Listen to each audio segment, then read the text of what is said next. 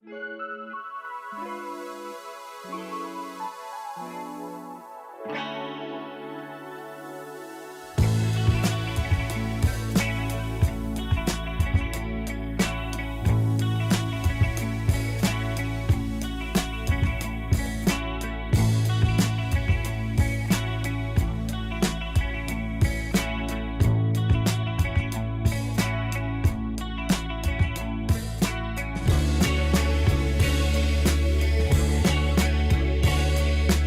right, so this is DJ Catsanova, and here again, I'm doing another overseas over-the-phone interview. This time I had the pleasure of speaking to Lev Snowe. Sir, how you doing? I'm doing so good. How are you doing? I'm well. So before we started recording, I was asking you your real name. So Lev Snowe is actually your real name. It is my real name. Is Lev short for anything, or is just Lev? It's Leviathan. Oh, that's a very unique No, name. I'm kidding. I'm Oh. totally kidding. No, it's 11 actually. Oh, nice. I was going to say Leviathan. I'm like, that's a very unique name. And where are you from? I'm from Canada. What part of Canada do you live in? The prairies, Winnipeg, Manitoba. Oh, doesn't it get prairie town. freezing cold over there, doesn't it? Yeah, it's It's Winterpeg. It's one of the coldest cities in the world. Yeah. Jesus freaking Christ! How do you do it? It's no way I would be able to live there. If you know how to navigate COVID-19, then you pretty much know how to live in Winnipeg. So how you doing over there with lots this? of doing. Our city specifically is doing well. I think that's because it's still cold here. Mm-hmm. But yeah, so far I think numbers are on the decline. Yeah, hopefully for the rest of the world, because New York and California is pretty much getting out of hand. Also Louisiana. Yeah, I know. It's unbelievable. And I was like, unbelievable. It's like it was there. It wasn't there one day. Everybody was living their lives, going about their business, and all of a sudden it was just like the drop of a dime. Yeah, no, I know. Half my band is in another band that were in New York, like on tour, when everything just went down, and it just like in the matter of 2 days, it just went from being this bustling city to just ghost town. Yeah. They came back home. They had to quarantine for 2 weeks. It was pretty surreal. Yeah, no, it's crazy. So to get off the weary subject, how did you come to be Lev Snowe? Like, what led you to start doing music? I was in grade 9, I think. I kind of lived like far away from my school, so I didn't really have many friends too close near me. So I kind of picked up the guitar because I wanted to find a hobby to sidetrack myself. It all kind of came together pretty quickly after that. I realized, oh, this is the reason I don't like sports. Because you like music more. And this is yeah. Oh, okay. When you first started doing music, who was your biggest influences? Like, did your parents play instruments, or did they sing? Or was it something from them listening to music while you were growing up? I grew up with always hearing jazz and Afrobeat type music, and it definitely influenced like what it was that I got into when I first started. I mean, I didn't really grow up knowing much of the radio hits, and that's fine with me. I guess. Yeah, it was Nirvana. That was what got me into it. Oh, Nirvana. Oh, okay. I wanted to learn how to play In Bloom. It's like da na na na da na na na. Oh yeah, it was pretty quickly after that it kind of took over, and I realized that this was something that I could do for my life. So, what instruments do you play? I play guitar, and I play the vocals on the records, and the EPs on Spotify. It's all me. I got to play the drums and the bass and everything, and kind of like producing it all, kind of thing that everyone's getting so down with these days. Will you consider yourself a multi-instrumentalist? Well, yeah, because you play like 3 different instruments. Yeah, I mean, I would say so. I definitely prefer to not do it. I feel like I did it before, just out of my own necessity of wanting to get music together. Jack of all trades, master of none kind of thing. So your EP Drifting Off, which came out in hmm 2016, is that your first project hmm ever? Or do you have some deep First project cuts? ever. Oh, okay. Every one of those songs is the first song that I wrote. And you recorded Like it in your those, basement? I did. Yeah. I was 17. How old are you now? I'm 22. Oh, okay. In your latest EP, Someday Soon, you got 5 tracks on there. I wanted to ask you about a Mhm. specific song and a few. The lyrics you wrote, Yeah. throw your hands up to the moon, I would join you in a few. Give us some insight Yeah. on that. I would say that that song is it's a track about freedom and living in the moment. It is also at the same time a reflection on not being able to be as spontaneous as you want yourself to be in a world where it's filled with, I spent a lot of time in the past focusing on music and not allowing myself to live other life experiences.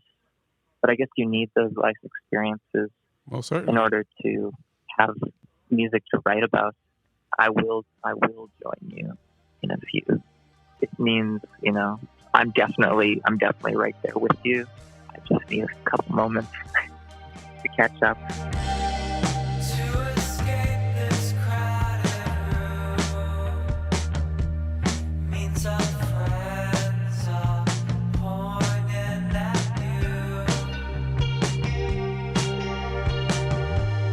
Throw your hands up to the moon.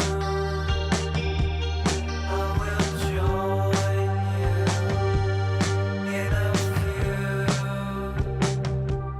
few. Do you ever consider incorporating music or sound from your Ukrainian background, even though you don't speak Ukrainian?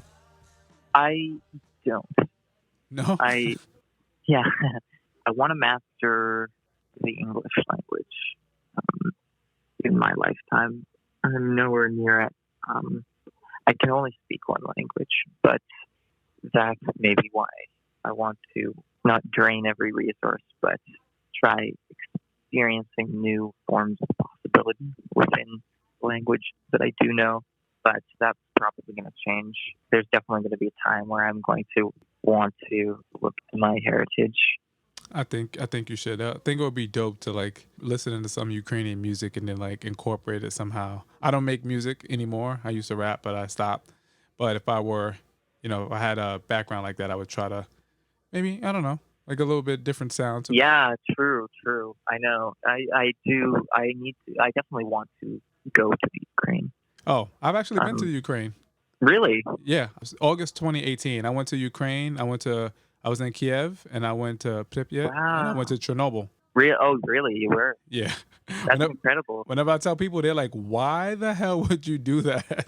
It was I'm sure it was it was remarkable. phenomenal. It was like I wanted to do it because I'm a horror buff and it's a movie called Chernobyl Nice. Diaries.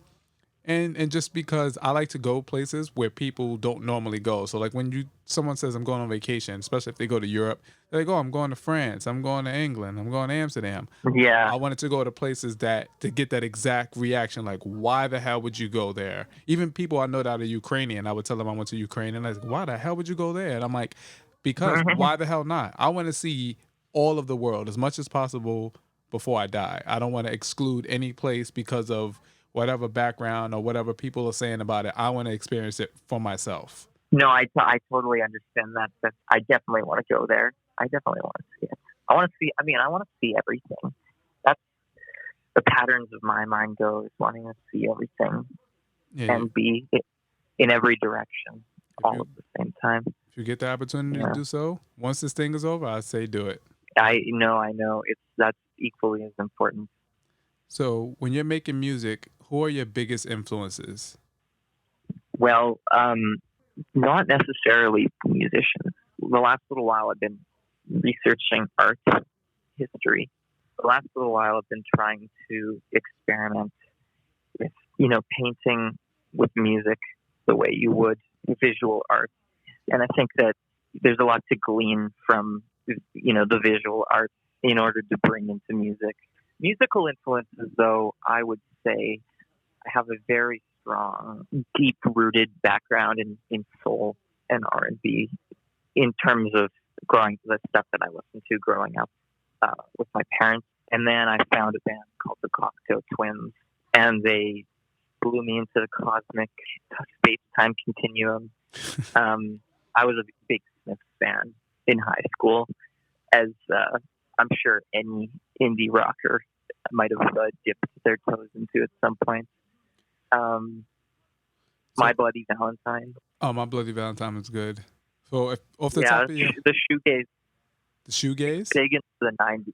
Big into 90s indie stream of, guitar playing and thought patterns. Off the top of your head, if you can think, who are the top 3 people you're listening to on Spotify? I am listening to Big Thief. Is that rap? It's not. It's actually like folk, gritty folk music. They're from New York, I think. Don't quote me on that. Listening to a lot of Big Thief. I've been really into this artist named Florence. I think is also a New Yorker, but she makes indie songs that are very minimalist, and I'm kind of really into that production style right now. Yeah, those are two of the big top ones. Now, this is a little off from music question that I ask everybody. I'm always curious.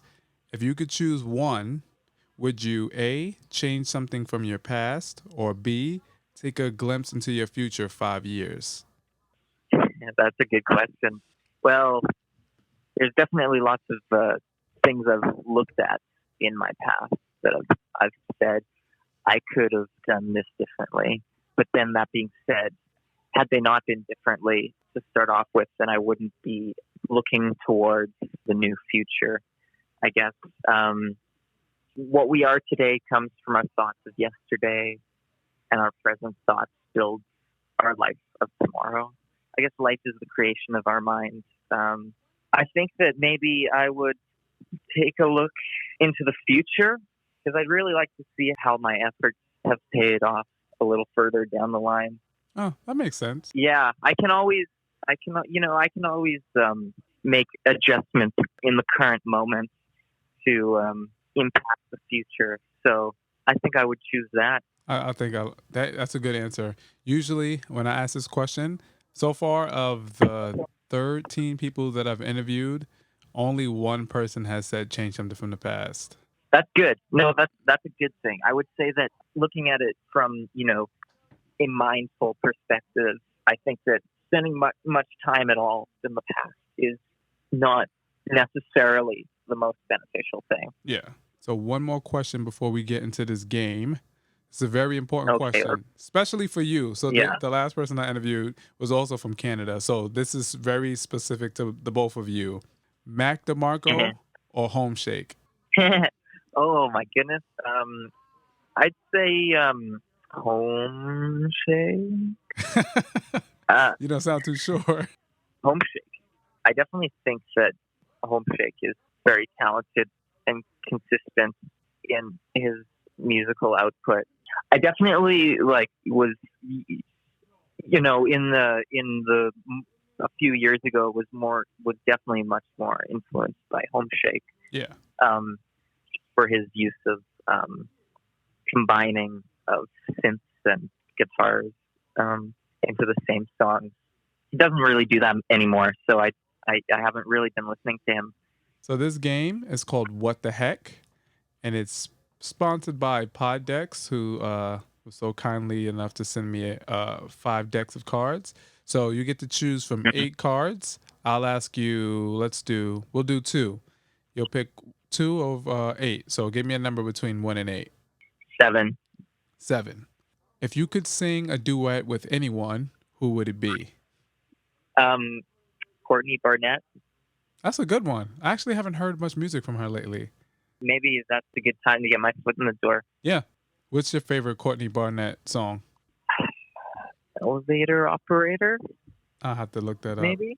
It's the first one on Sometimes I Sit. I like it because it's super lyrical. I mean, it's a great piece of writing.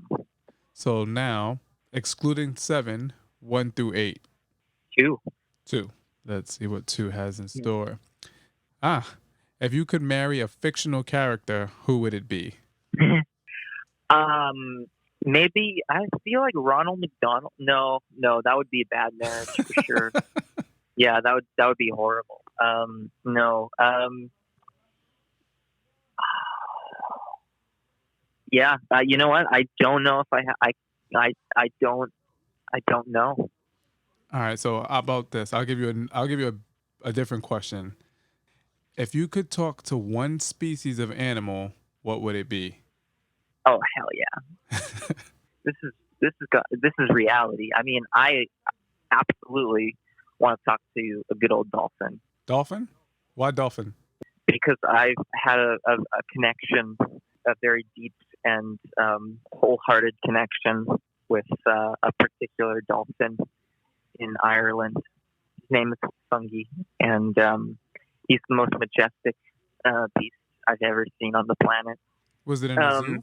No, he's just chilling in the harbor of a little town called Dingle, and he's been there since 1983, and he's just living there all by himself. No one knows why. He loves to be around all the people, but you can go out on the boat and go say hi to Fungi, and he's the most incredible creature. And if I could actually exchange words with him, I feel like that would be the oracle of all. Yeah. This question was more fitting for you because you already had the answer. You had that already jotted down somewhere. Oh yeah. I don't think anything would come together quite as spectacularly. Well, that's all the questions that I have for you. I appreciate your time and me speaking to you all the way from Canada, and I'm all the way here in Cuba. That's incredible. Yeah. Thanks so much. Thank you.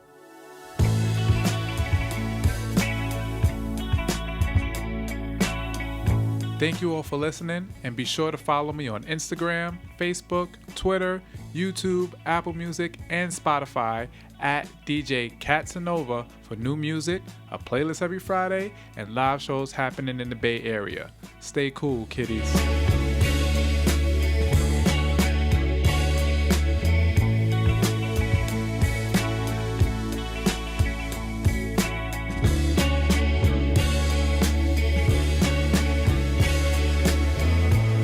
She passes by. We lock her eyes. This podcast is a proud member of the BFF.FM podcast network. Learn more at podcasts.bff.fm. BFF.FM, best frequencies forever.